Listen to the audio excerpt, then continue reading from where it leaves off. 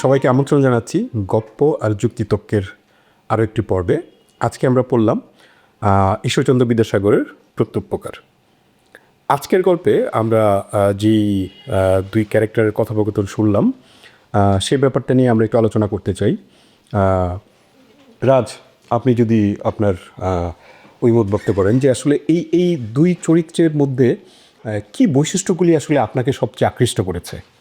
আলী ইবনে আব্বাস নামের যে লোকটা, এই লোকটা আসলে দামেস্কাসের একটা বিপদে পড়েছিলেন, যেই বিপদ থেকে উদ্ধার করেছে এই বন্দি ব্যক্তিটি। মানে ঘটনাচক্রে এই বন্দি ব্যক্তি তার শহরে আসে এবং তার শহরের যেই বাদশাহ উনি তাকে বন্দি করেন এবং তার এমন একটা সমস্যা হয় যে তার প্রাণদণ্ড যেতে পারে, এবং তাকে আবার রাখার দায়িত্ব থাকে আলী ইবনে আব্বাসের প্রতি। বিষয়টা এখানে যেটা দাঁড়াচ্ছে সেটা হচ্ছে যে আলী ইবনে আব্বাস আসলে মনে মনে তাকে খুঁজছিলেন, যে তার মনের ভিতরে কিন্তু একটা আকাঙ্ক্ষা ছিল যে আমি কোনোদিন যদি এই লোকটার উপকার করতে পারতাম, কিন্তু তিনি কিন্তু তাকে পাচ্ছিলেন না, বা তাকে উপকার করার কোনো অপশনও পাচ্ছিলেন না, কারণ উনি ছিলেন আরেক শহরে, উনি আছেন আরেক শহরে অনেক দূরে। এনিহাও যখন উনি এই বন্দিকে পেয়েছেন, একই সঙ্গে দুঃখিত এবং খুশি হয়েছেন। দুঃখিত হয়েছেন যে তার এই অবস্থা দেখে, খুশি হয়েছেন যে তার একটা উপকারের প্রতিদান দেওয়ার একটা সময় তার আসছে।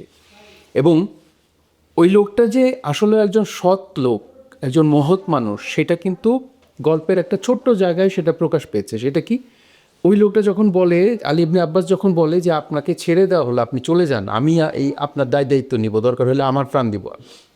ওনার কথাটা ছিল যে আমি যার জীবন বাঁচালাম তার জীবন সংশয়ের কারণ যদি আমি হই, তাহলে সেটা আসলে আমি মানে মেনে নিতে পারবো না। সে কিন্তু যায় না। তার মহত্বের জায়গাটা কিন্তু এটাই, মানে ওই লোকটা যে আসলেও মহৎ সেটা প্রকাশ করে এই জায়গায়। এইখানে আসলে পরে আলী ইবনে আব্বাস গিয়ে পরে বাদশাকে বোঝায়, বাদশা বোঝে, তারপরে যেটা ঘটে এটা হয়তো একটা প্রতীকী গল্প হতে পারে। কিন্তু আমি সেই জায়গাতে আসতে যাচ্ছিলাম যে আলী ইবনে আব্বাসের এই চরিত্র এখনকার সমাজে যদি আমরা চিন্তা করি, বর্তমান সমাজে, সো আসলে এই ধরনের চরিত্র আমাদের সমাজে কতটা দরকার, বা আসলে এই ধরনের চরিত্রগুলি সমাজে কী ধরনের ইম্প্যাক্ট ফেলে? রাইট, আমি সেটাই বলতে যাচ্ছিলাম যে এখান থেকে আসলে এইটা একটা রূপক গল্প, এরকম আসলেও হয়েছে কিনা আমরা জানি না, এটা একটা গল্প, কিন্তু এখান থেকে শিক্ষার অনেক কিছু আছে। আমাদের সবার হওয়া উচিত এইরকম মন মানসিকতার, উপকারীর, যেমন উপকারী হওয়া উচিত ওই বন্দি ব্যক্তির মতো, তেমন আবার প্রত্যুপকারী হওয়া উচিত এই আলী ইবনে আব্বাসের মতো। তাহলে আমাদের সমাজটা একটা অন্যরকম সমাজ হবে। এখানে আসলে বিষয়টা এটাই বোঝানো হয়েছে, যিনি লেখক উনিও জানেন কিন্তু সমাজ এরকম না, কিন্তু উনি লিখেছেন এই কারণে যাতে মানুষ এইটা চর্চা করে, এই বিষয়টা প্র্যাকটিস করে, যেটা আমাদের মধ্যে সমাজে নাই, একদম নাই। উনি সমাজের কাছে একটা প্রত্যাশা রেখে গেলেন আর কি, যে এটা এরকম হইতে পারে, এরকম হইতে পারে, এরকম উচিত হইতে পারে, উচিত সমাজের কাছে একটা প্রশ্ন রেখে যেতে পারে আর কি।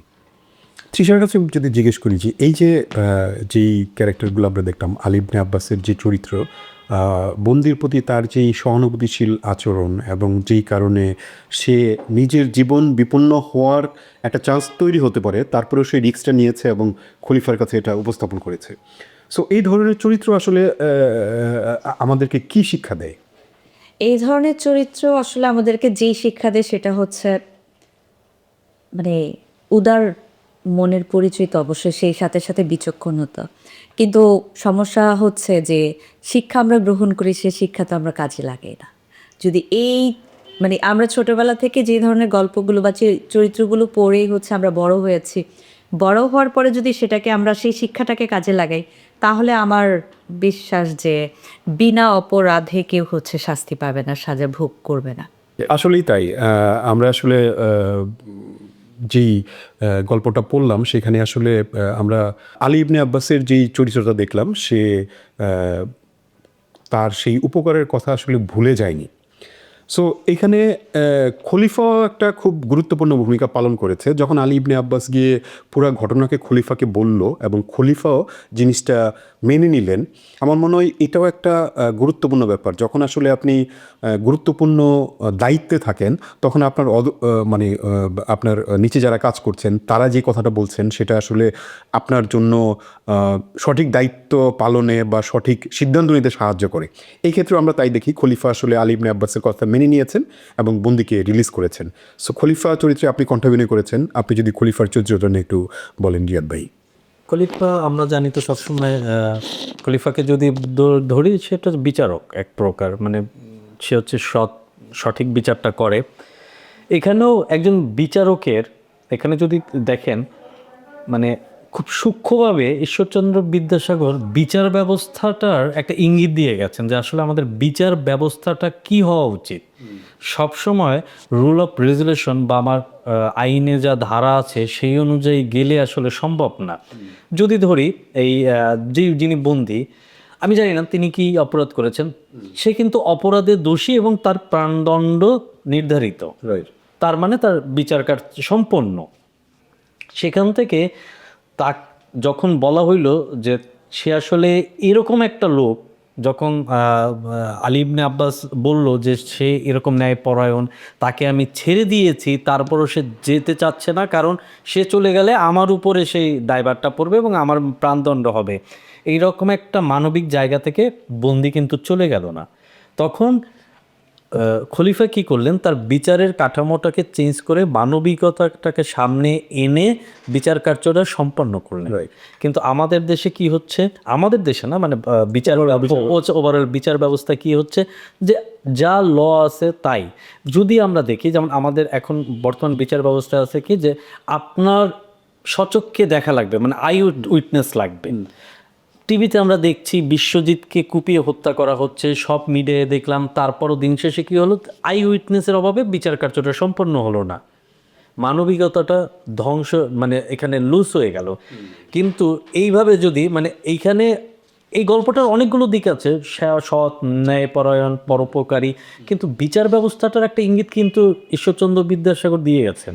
একটা গল্পে কিন্তু অনেকগুলো থাকে। আমরা যদি বলি যে বিচার কার্য আসলে সময় উপযোগী পরিবর্তন করতে হবে এবং মানে মানে একটা সময় যে না আমরা না দেখি, যেমন আমি ইদানিং আমি কিছুদিন আগে একটা ডকুমেন্টারি করেছিলাম, সেখানে আমি একটা জায়গায় কাজ করতে গিয়ে দেখেছি যে একটা গ্রাম আছে ইসের দিকে, কুড়িগ্রামের দিকে, সেই গ্রামে এখনও সালিশ ব্যবস্থাটা আছে এবং এই সালিশ ব্যবস্থাটার একটা অদ্ভুত বিষয় হচ্ছে তারা সালিশ ব্যবস্থাটাকে এমন পর্যায়ে নিয়ে যেতে চায় যেন দুই পক্ষ বসে মিউচুয়াল আন্ডারস্ট্যান্ডিং হয়ে তারপর সমাধান করা হয়। সেখানে একটা ঘটনা আমি জানি যে এক ভদ্রমহিলা গরিব, সে বলছে যে এই জমিটা তার, কিন্তু আসলে দিন শেষে দেখা গেল কাগজপত্র হচ্ছে একজন প্রভাবশালীর, কিন্তু তারপরও এলাকার লোক মিলে ওই ভদ্র মহিলাকে, যিনি গরিব নিডি, তাকে জমিটা দিয়ে দিল বিচার ব্যবস্থা। এতে কি হলো, ওই মহিলাটা মানবিকভাবে জমিটা পেল, সে সামাজিকভাবে আর্থিকভাবে উপকৃত হয়েছে এবং সে সমাজে টিকে থাকলো। কিন্তু যেই লোকটার জমিটা দিল সে তো সামাজিকভাবে ক্ষতিগ্রস্ত হলো না। এখানে অদ্ভুত একটা কাজ করেছে ওই সমাজ ওই জমির মূল্য, বর্তমান মূল্য ধরে সমাজের সবাইয়ের কাছ থেকে চাঁদা উঠিয়ে ওই লোককে তার জমির টাকাটা পে করেছে। মানে এই যে আমি বললাম যে মানবিকতা, মানে বিচার কার্য যদি আমি সঠিক নিয়মে যেতে চাই তাহলে তো এই জমি যার জমি সে দলিল অনুযায়ী সেই পাওয়ার কথা। তো ঈশ্বরচন্দ্র বিদ্যাসাগর বিচার ব্যবস্থাকে সূক্ষ্মভাবে টাচ করে গিয়েছেন। বিচার কাজ শুধু কতগুলো আইন বা ধারা দিয়ে নয়, কিছু মানবিকতার দিক দিয়েও বিচার কাজ সম্পন্ন করা যায়। ধন্যবাদ। আমরা আসলে এই গল্পের অনেকগুলি লেয়ার নিয়ে আলোচনা করলাম, যেটা আসলে মানবিকতার ব্যাপার আছে, বিচার ব্যবস্থা আছে এবং আরও অনেকগুলি জিনিস। আপনাদের কাছে মনে হতে পারে আরও কিছু নতুন ব্যাপার উদ্ঘাটন হতে পারে, যেটা অবশ্যই আপনারা আমাদের সাথে শেয়ার করবেন। আপনারা কি ভাবছেন সেটা আমাদের ইউটিউব চ্যানেলে কমেন্টে জানাতে পারেন, ফেসবুক পেজে জানাতে পারেন। গপ্প আর যুক্তিতর্কের সাথে থাকবেন। শ্রুতি নারদ শুনেতা, ধন্যবাদ।